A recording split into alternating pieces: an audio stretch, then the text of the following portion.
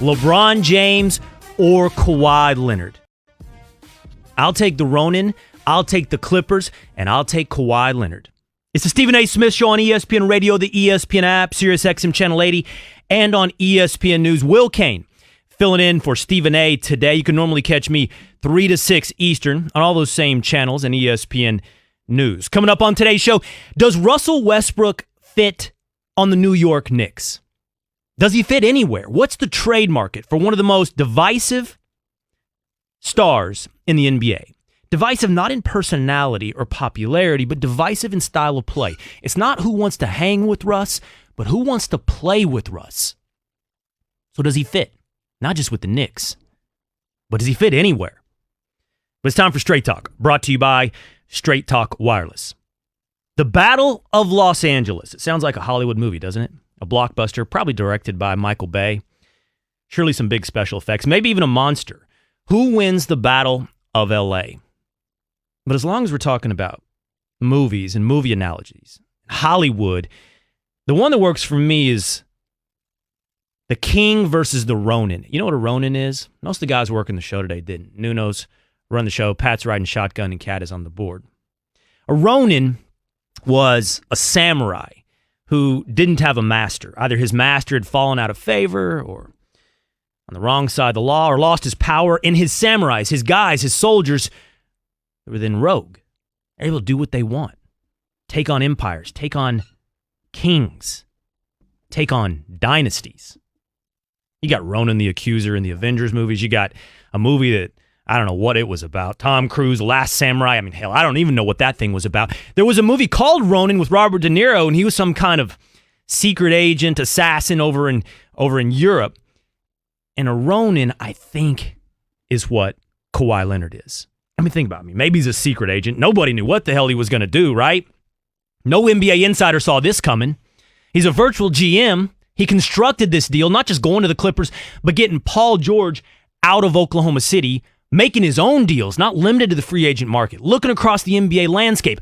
Who cares about contracts? You got 3 years left? Come on, PG-13. Join me to take down yet another dynasty. It's the King, LeBron James, against the Ronin, Kawhi Leonard. And I'm taking the Ronin. I'm taking the Maverick. I'm taking the guy who has, and I think will again, take down dynasties. Let's start with this. Which team do you like better? Which roster? The Lakers or the Clippers?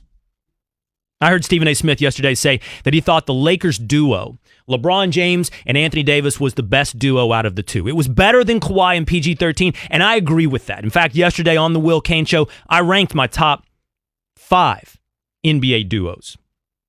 For what it's worth, it went something like this. After all the arguments were had, after all the hand-wringing and rebuttals and debate, at number 4, KD and Kyrie. And that's because of KD's Achilles injury and Kyrie's locker room presence.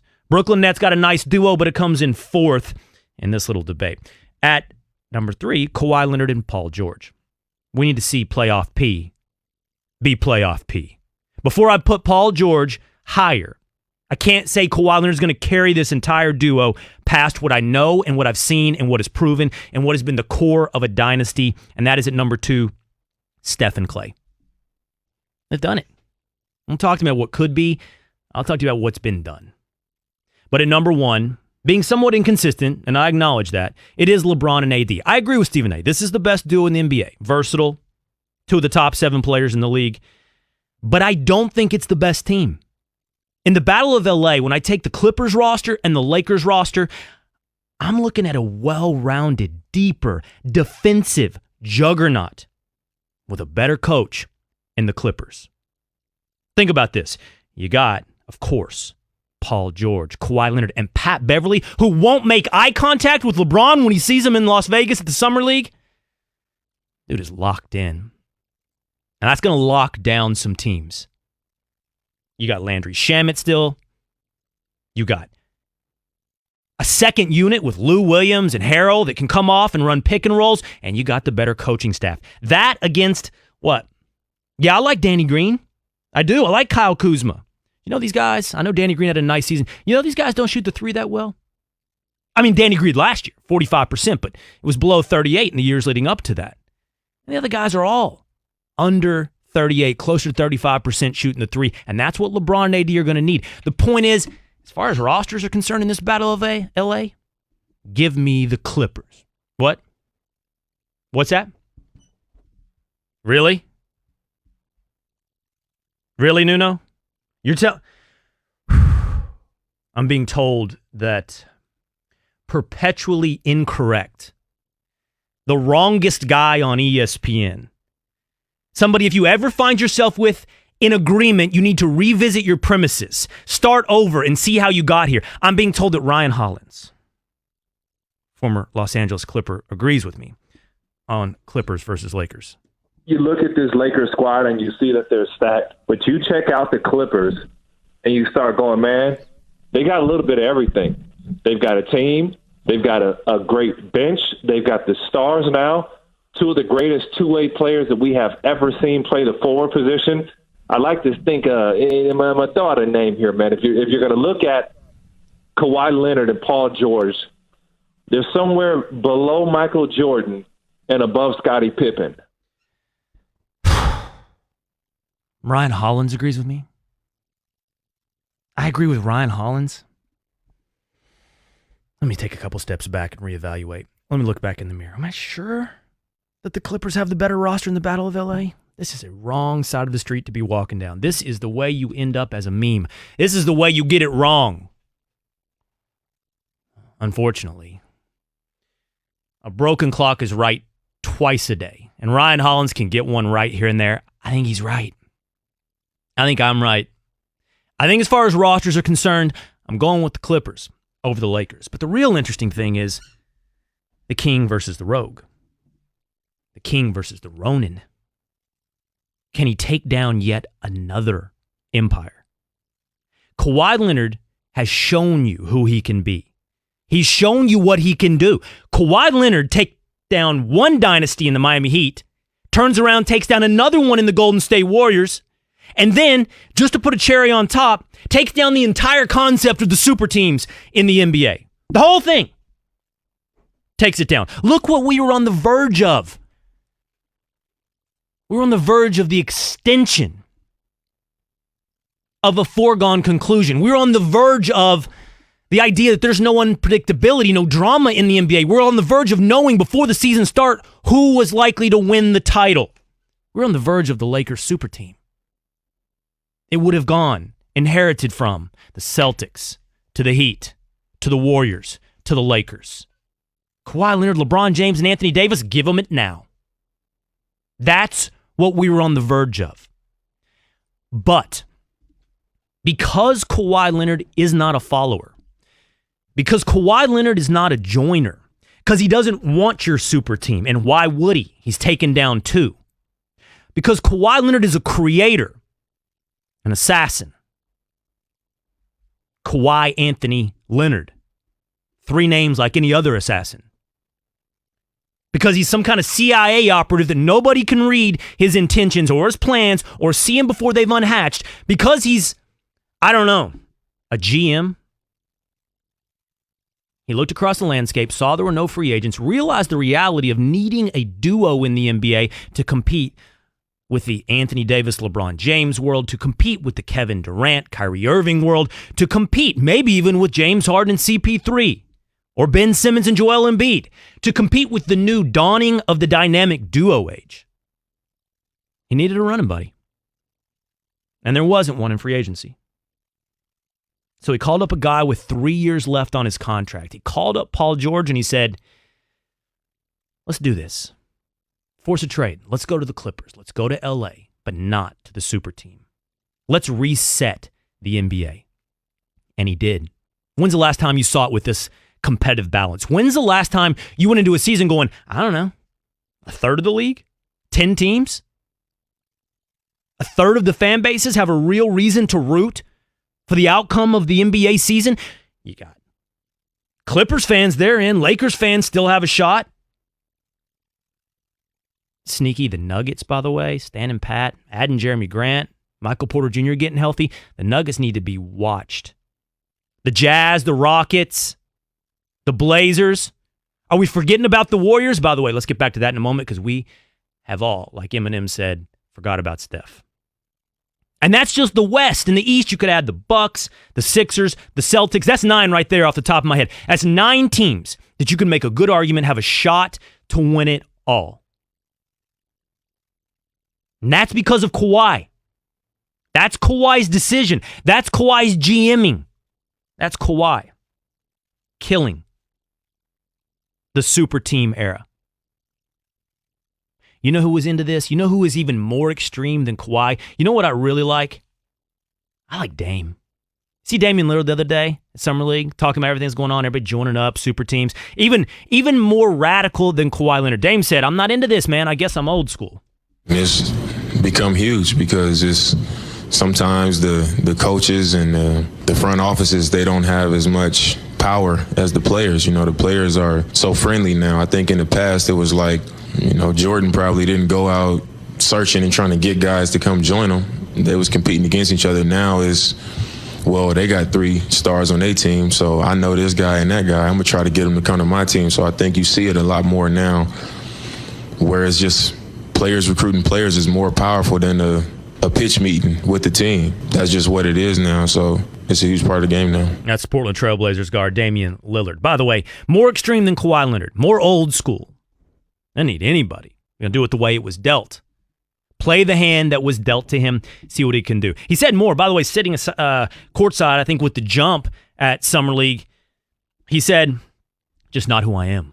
I'm not a team-up type of person. You know what I'm saying? I've said it in the past, like I would almost just rather, if I'm going to lose trying to do it the way I'm doing it, I can live with that knowing that I really mean that. That's what I prefer. But you ain't just say it, you lived it. Yeah, like that's really how I feel. Yeah. So like, I don't think there's nothing wrong with what guys are doing. You know, when I see it, I kind of get excited about the challenge of it. I like it Damian Lillard's way the best.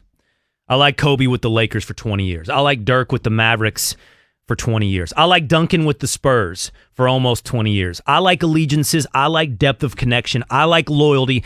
I like being able to invest in a team. That's how I do it. My fandom, and I'm honest with you, Will Kane here filling in for Stephen A. You can normally catch me 3 to 6 Eastern on the Will Kane Show. I'm honest with you, man. I'm a fan.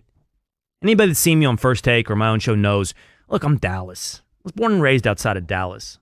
So that's what I was given. That was my birthright. My birthright was the Cowboys, the Mavericks, the Rangers, and the Texas Longhorns. What was your birthright? And by the way, your mom or your dad can brainwash you. That's the one caveat. They can give you some kind of, I know you're born in New York, but we're really Dallas fans. That's what I say to my boys. Live in New York City and think it's a suburb of Dallas. That's my boys wearing their Cowboys gear to school in Harlem. That's my boys. Just have to deal with the hand that I dealt with them. Just like Damian Lillard. That's how you do it. You deal the hand or play with the hand that was dealt to you. But if you're not going to do that, at least restore competitive balance, and that's what Kawhi Leonard did. That's what he did, man. He took down the Heat. He took down the Warriors. And now he's taken down the super team era. And I'm in on that Ronin. I'm in on that Empire Killer, that Challenger. I'm in on that being the second best way to do this. Don't join up. Don't become a super team. And that's why in the battle for LA, it's not just the roster. I'm going with the stepchild, the redheaded stepchildren of the NBA. I'm not afraid to go, obviously, Nets over Knicks, but Clippers over Lakers because I'm taking Kawhi over LeBron. I'm taking the rogue to take down the king. Kawhi's playing with house money. Whose legacy has more on the line? Who has more pressure? I mean, Kawhi has won 2 titles, 2 finals MVPs, and he's done it when being on the lesser of the team. Toronto Raptors against the Golden State Warriors, please. Taking on a super team in Miami, did it. He's bona fides are proven, man. He's playing with house money. If he wins a title with yet his 3rd team, it's sky's the limit. And if he loses, there's no downside. He's not going belly up. LeBron could win a title with his 3rd team, but the pressure's all on him to do it. Now he's got AD. Now he's got the Lakers. He's got everything. And you telling me that legacy can't take a hit? Oh, please. That legacy can take a hit. Kings have more to lose. Ronins play for themselves. Battle of LA, give me Kawhi Leonard. Give me the Clippers over LeBron and the Kings. Chuck, in LA, what's up, man? You're on the Stephen A. Smith Show with Will Kane. Hey, Will, thanks so much for taking my call. I wanted to back you up on your Clippers. They do have the better team. A lot of that is because they have the better bench. And what a lot of this will come down to is how many minutes the starters for each team can actually play throughout the season. Because we know Kawhi's not going to play 82. We know LeBron's not going to play 82. So where is that going to get filled in, the rest of those minutes? And with Harrell and Lou Williams, you got the best bench in the league. Totally. That makes them the much stronger team. Totally agree. Now, hold on. Let's be fair, though, Chuck. Okay, here's where the Lakers are right now. They got Caldwell Pope. They've got Quinn Cook, who I think is a nice signing from the Warriors. They got Jared Dudley. They have some depth. It's not to the Clippers level. I agree with you. The Clippers right now are the more well-rounded team. On paper, as we stand right now, Clippers in the Battle of LA. One more, Mike in Jersey City. What's up, Mike? You're on the Stephen A. Smith Show with Will Kane. Hey, how you doing? Thanks for having me on. You bet. I just wanted to say, man, I think that the Lakers are much better than the Clippers, man. This Clipper team, I'm going to tell you, they gambled on Kawhi, which was a great bet. You know, he's an NBA champion, but I just hope he can stay healthy, man. I hope he can stay healthy, because if he can't, that roster that you have around those two guys, they have to be able to play together every single night. They have to play together every night. You look at the Lakers roster, they got Anthony Davis, they got LeBron James, they got Danny Green, they got Quinn Cook, who sat behind one of the best point guards in the league, and Stephen Curry, to learn about the game. Not to mention he got coached by Coach Chef at Duke. Listen, I think the Lakers got a great team. And dark horse prediction, Knicks top 5 seed in the East. Remember that. RJ is kind of like MJ, baby, What? with an R. What? You know that. Mike, You know that. you held that to the end so I wouldn't hang up on you. If I'm doing the Stephen A. Smith Show, do I have to do it like Stephen A.? Are you on crack, Mike? It's like an MJ with an R. The Knicks, a top 5 seed. Are you high? Top 5 seed. You're telling me, you're going to be remembering me. You're going to record this call. You're going to save it. And at the end of the year, you're going to be like, damn, that guy Mike from Jersey City knew something. I'm not going to say that guy Mike. I want your number. No, get his number. I want to call him back. I'm going to laugh at you, Mike. This is crazy. Knicks, top 5. How am I supposed to do it, guys? Are you high? Because if you're high, goodbye. It's the Stephen A. Smith Show on ESPN Radio, but it's Will Kane filling in for Stephen A. I talked about the fact that Kawhi reset the league. He killed the super team era. He introduced, if not parity, competitive balance. And I rattled off 10 teams that have a real shot to win it all. It is not inclusive of the Knicks being a top 5 seed in the East this coming season. But it is interesting when you start rattling off the teams that are contenders this year, how one team is being forgotten. One guy is being forgotten. I rattled off my team and I didn't include him. I told you, Clippers, Lakers, Nuggets, Jazz, Rockets, Blazers, Bucks, Sixers, Celtics. Who am I forgetting there? Who am I leaving out? I'm leaving out the Warriors. I'm leaving out Steph Curry. Yeah, I know. Kevin Durant's gone. I know. Klay Thompson is out for a good, 2/3 of the season, February or March, perhaps. But do you remember what Steph Curry was like the last time he was in charge of a team? The last time he ran a regular season, basically as the alpha? Do you remember what that looked like? I'll give you a little hint. That was MVP stuff. That was league MVP stuff. That was 30 points a game. That was 45% from 3. That was 2015. We're forgetting about Steph. We're forgetting about the Warriors. They're not gone. They're not going anywhere. When this whole thing is said and done next year, and we love all of our teams, our dynamic duos, our paper champions, our virtual GMing, when we've done it all, loved it all, talked it all over, Steph and Klay have been there. Steph and Klay and Draymond have done it. When Klay comes back healthy, those three, Just beat the Rockets. Just gave the Raptors all they could before Clay went down. Those three, Draymond, Clay, and Steph in particular, are going to remind us who they are. In my mind, the second best duo in the NBA. And Steph, a top 5 player in the NBA. Don't forget about him. Don't forget about Mike telling you the Knicks are going to be a top 5 seed. And don't forget about the Warriors. That's Straight Talk, brought to you by Straight Talk Wireless. Everything for less, only at Walmart. You know, we love offense. We love dingers, the long ball. Chicks dig the long ball, right? Well, baseball's giving you more. And there are some that are very, very upset. They're calling conspiracy. They're pointing back to a funny date, a specific date. The date that Major League Baseball bought a ball manufacturer, bought Rawlings. Is the ball juiced, and is baseball juicing it? Is it a big conspiracy? That's coming up on the Stephen A. Smith Show on ESPN Radio. Will Kane filling in for Stephen A. Stephen A. Smith Show is being brought to you by Barbasol. For the past 100 years, generations of men have trusted Barbasol shaving cream to deliver a close, comfortable shave. You're looking good, America. You're shaving with Barbasol.